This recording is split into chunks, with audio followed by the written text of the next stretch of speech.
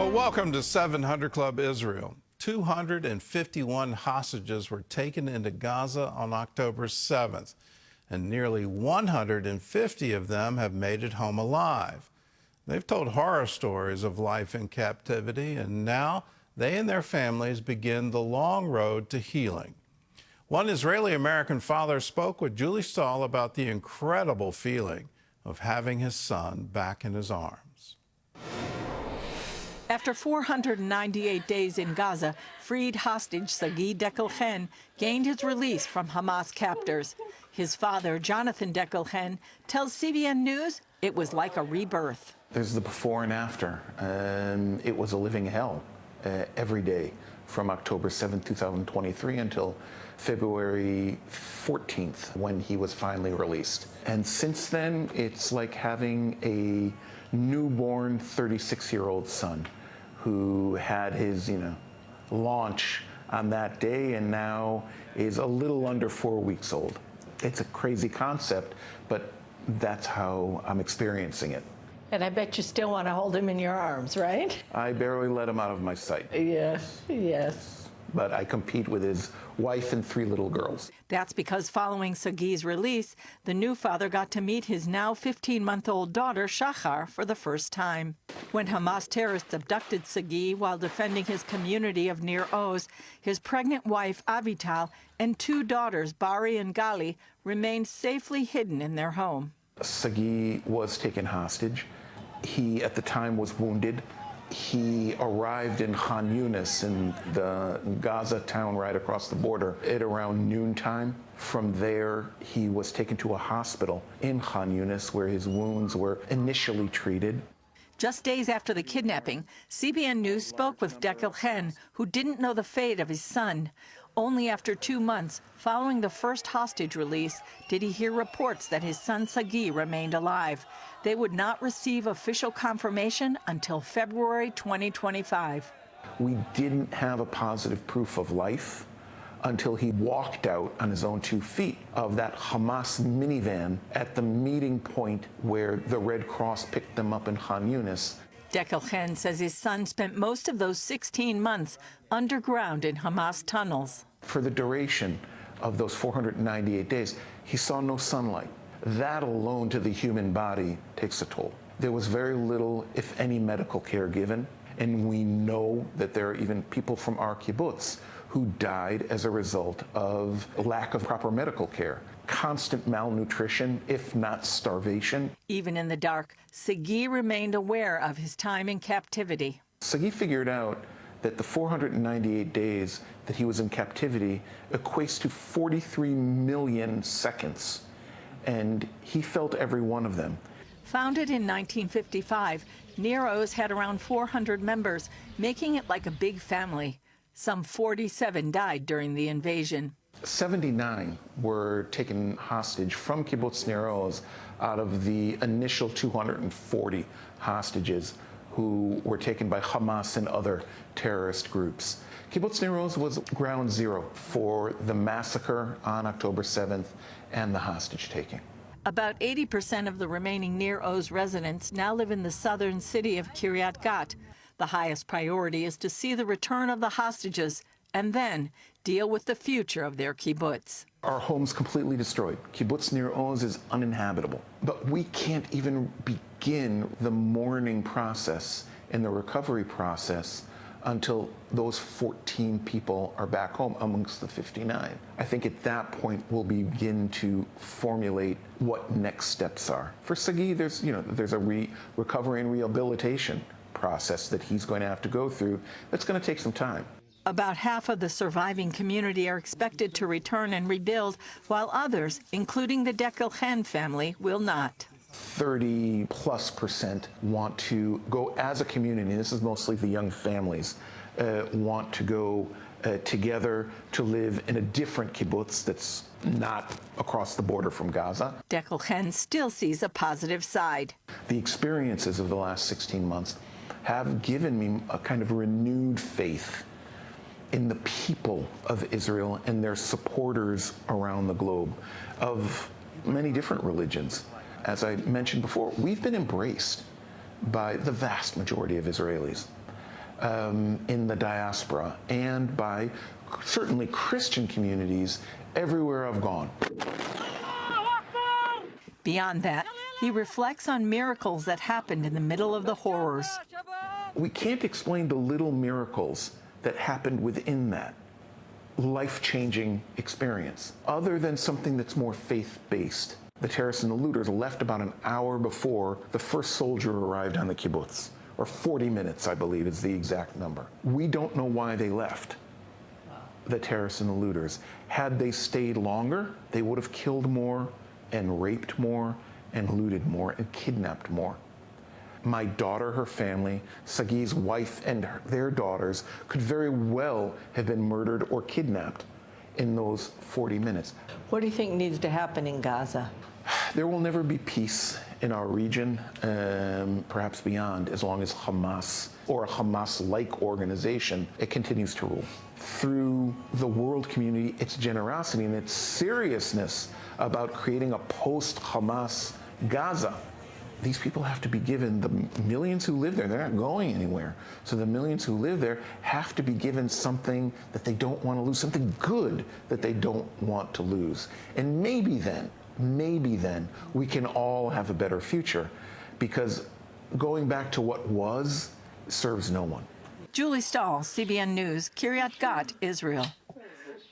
Now, the headlines, and the reason we're bringing you this story is the headlines are negotiations with Hamas have been broken off. Both the U.S. representative and the Israeli representative are saying Hamas is not negotiating in good faith, and they have zero intent of fulfilling any of the obligations.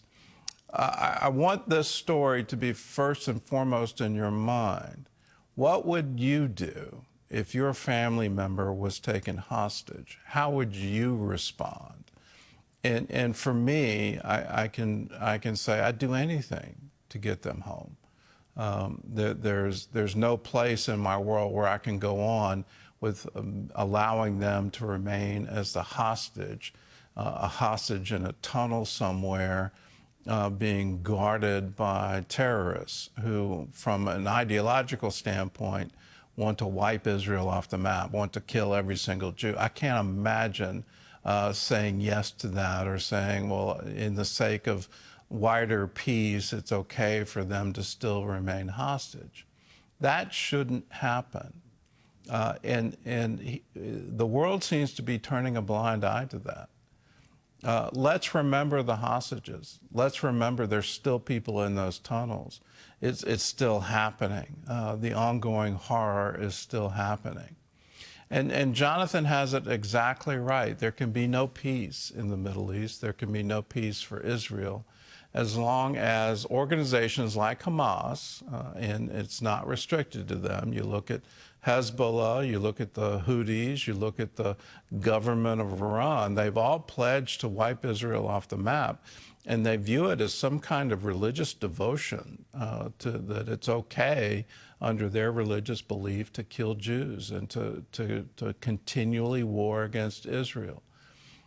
Truth has been turned on its head, and people saying somehow it's Israel's fault. No, Israel has a right to exist.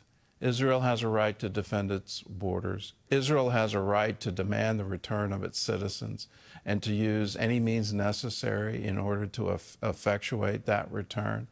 These are standard principles in international law. The real enemy is Hamas, and then underneath Hamas, the ideology calling for the elimination of Israel. The stress of constant war has taken its toll on every Israeli. Now, a new resilience center is offering a lifeline to the weary. This sanctuary is offering a place of hope and healing. Roberto Torres takes us to the grand opening. Out of the ashes of the Holocaust and 2,000 years of exile, against all odds, the Jewish people, driven by hope and a desire to live, founded the modern state of Israel in a single day. Persecution, trauma, and tragedy have afflicted the Jewish people for generations. Today, 1 in 3 Israelis live with some type of anxiety or trauma-related distress. After the horrific attacks perpetrated by the terrorist group Hamas on October 7th, Israelis have been at war for their survival like never before since the rebirth of their nation. I recently experienced this reality firsthand as my family and I moved to Israel and watched the Islamist regime of Iran send ballistic missiles to Israel with one sole purpose in mind: to annihilate the Jewish people. If we felt the anxiety and stress of 12 days of war, imagine what Israelis have felt on a daily basis for almost 2 years. CBN Israel understood the critical and growing need on the ground and developed an innovative strategy to address mental health in Israeli society. I am at the launch of CBN Israel's Community Support and Resilience Center. This event marks a milestone in CBN Israel's relief work in the Holy Land. The center will serve as a network for service professionals and people seeking help. Through workshops, seminars, and events open to the public, the center will facilitate training on self-care strategies, stress reduction, coping skills, and processing traumatic events. The goal is not only to build personal resilience, but to provide assistance at the community level and offer support where government and healthcare programs are unable to keep up with the increasing demand. From like an emotional standpoint, I think just taking the first step, it doesn't mean you have to share everything you've been through. It doesn't mean you have to expose the deepest parts of yourself. You know, even just taking that one step makes a huge difference, and knowing that there's somewhere you can turn. Here in Israel, difficulties continue and evolve, and we have to learn to strengthen both the psychology that already exists and also to build new resilience. My goal is to do it on several levels. First of all, with the people we're treating, because sometimes we don't give the patients enough tools, and it's very difficult for them to deal with all the problems, with all the pressure and the sadness. There is a lot of pain in the nation, so people need to be strong in order to process it, but also to help others. So that's one layer. Then there is the layer of caregivers, and that includes also faith leaders and pastors. These are people who have a lot to give to build resilience, whether it's prayer or Bible study or counseling.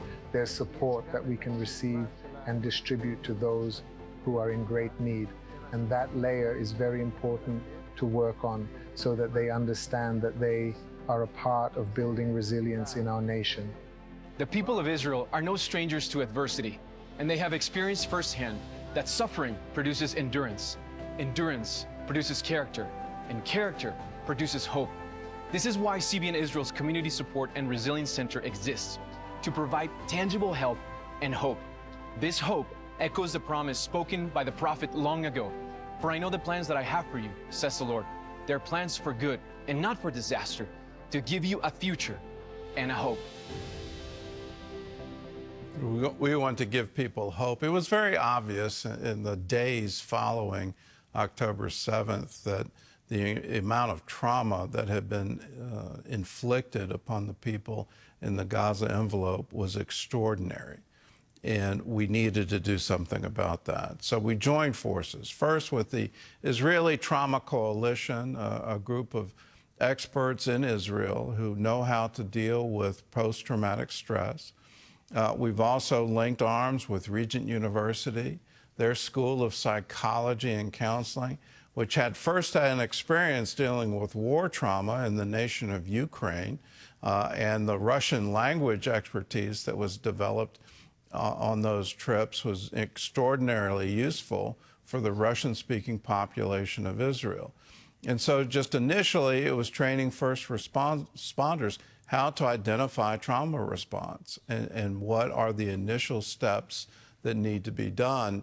Now it's turned into this wonderful resilience center where we're training professionals. We're also training faith leaders, but we're also helping people very tangibly in how to overcome the trauma of war, the trauma of the attacks of October 7th, the trauma of the attacks from Hezbollah in the north, being dislocated from your family, from your friends, from your home, the life of evacuees. And it's incredible what happens when you just say, yes, let's make a difference. Let's come together, create, link arms with the professionals in Israel, the professionals from Regent University. How do we provide the administration? How do we provide a place? And how do we provide the funding? If you want to be a part of it, it's real simple. Call us and say, yes, I want to join up. I want to be a part of this. Number's a special number, 1-800, it's toll free, 1-800-350-2230. You can also go to our website, cbn.com, support Israel, or you can text us at support Israel, that's all one word, support Israel, to 71777 and say, yes, you can count on me. I want to support the people in need. I want to support Israel. I want to stand with Israel in their great trial. This is a time for us as Christians to say, yes, we stand with Israel. We vowed long ago, never again, never to stand by while there's a Holocaust happening. Well, we can't stand by as people are shouting right here on our college campuses, from the river to the sea, Palestine will be free. We understand what that means. That means genocide. That means we want to kill every single Jew in Israel. We want to wipe Israel off the map. We're not going to stand by while that happens. We want to be a part of helping people. So if that's you, call us, 1-800-350-2230. Welcome back to the show. It's my great friend, great privilege to introduce my dear friend Roberto. He's here with us now live from Jerusalem. So Roberto, how's it going there? It looks like you're having a wonderful sunny day. Hi, Gordon. It's so good to see you and to hear you. Yes, it is Shabbat over here. So we're about to welcome Shabbat. So grateful for that, but it's good to be here with you in the audience. Looks like you got a couple hours till sundown, so we'll get you home in time. Let's talk about the trauma. In the piece we just watched, you mentioned 1 in 3 Israelis are dealing with trauma. What does that look like for day-to-day life? You know, here, as I've been talking to the CBN staff, the CBN Israel staff, and just learning so much, because we've been here living 2 years.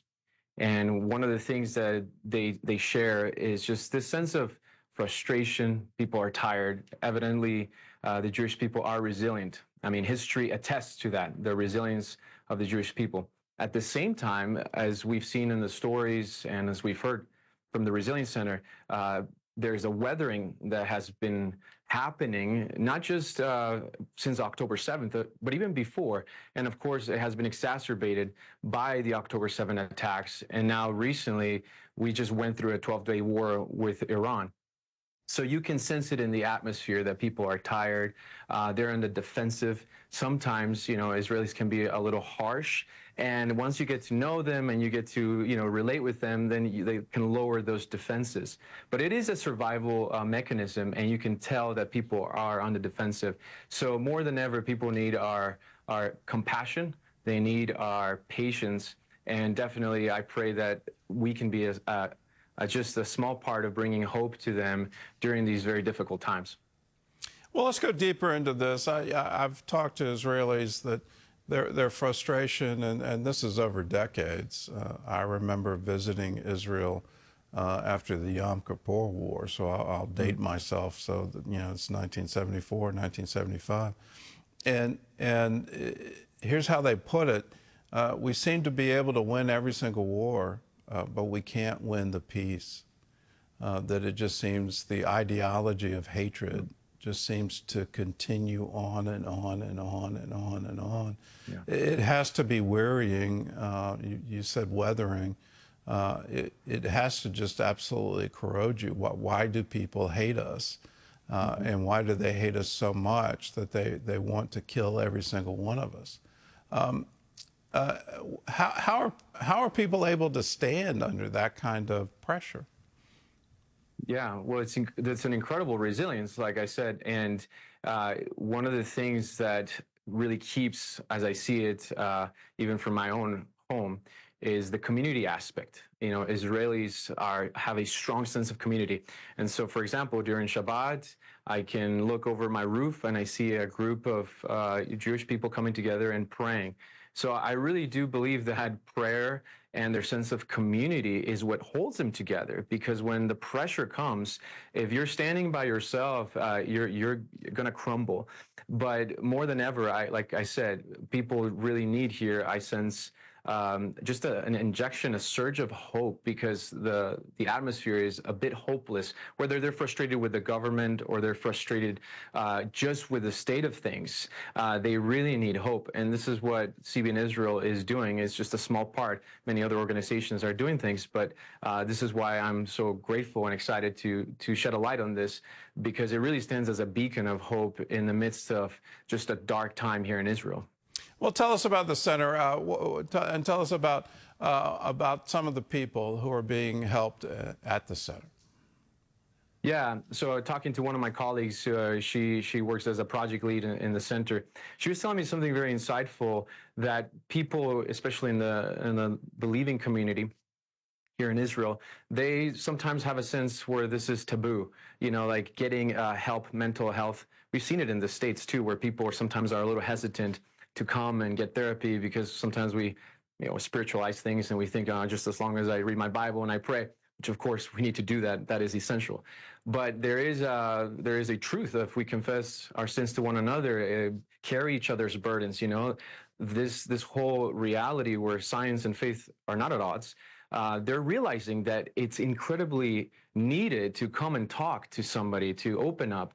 And some of the stories that are coming are just heart-wrenching.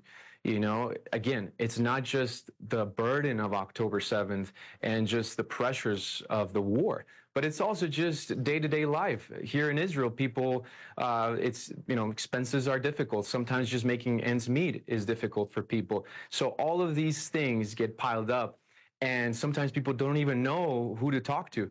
And the WhatsApp messages that are coming in are incredibly moving. And so I think it's just the beginning, because it's just going to keep growing. And I'm just so grateful that all these pieces are coming together, region, CBN Israel. And for example, CBN Israel, the Community Support Center, has partnered with a foundation. And this foundation has direct contact with people who, family members, who either had hostages or still have people who are held in captivity by Hamas. And so by helping offset the financial burden, we're able to help them in this critical time. Well, let's talk about you and your wonderful family. You started life in Puebla, Mexico. Your family then moved to California. Then you found yourself here in Virginia Beach, and then you married someone who was born and raised in Israel, and so now you've moved to Israel with your children and a child on the way. It's due next month. So yeah. What's it like for you? You've moved from the relative peace of Virginia to a war zone. What's it like? Yeah. Well, you have a good memory. That whole recap was really accurate. Yeah, I'm no stranger to moving. But this time it's definitely probably the most challenging move I've ever experienced. And part of it is because this time I'm supposed to be the leader, right? And before it was always mom and dad taking the lead on the move. So it's definitely been a wide spectrum, I would say, of different emotions, a bit of adventure, a bit of nostalgia, also just anxiety and stress. I mean, it was incredibly stressful seeing those missiles fly overhead. And at night, getting woken up by the sirens and having to go over to my kids and pray and hearing the booms and the whole room is shaking. I mean, that really puts your priorities in order. It really is a reality check and who your trust is. And not to be dramatic, but I mean, are you ready? Are you ready to go if this is it? If God calls you home? I mean, you start grappling with these big questions. But in the midst of it all, I really have to say that God has given us so much peace and so much grace, where I'm reminded of the words He spoke to me and to my wife, that we're here for a purpose, and it's to bring hope, and it's to help support the people of Israel. So it's just a wonderful adventure that we're in, and I'm grateful to be a part of it. Roberto, I know you're in God's hand. And He who watches over Israel is watching over you. He's not going to slumber. He's not going to sleep. Thanks for being with us. That's all the time we have. Here's a word from Isaiah. O house of Jacob, come and let us walk in the light of the Lord. God bless. We'll see you again.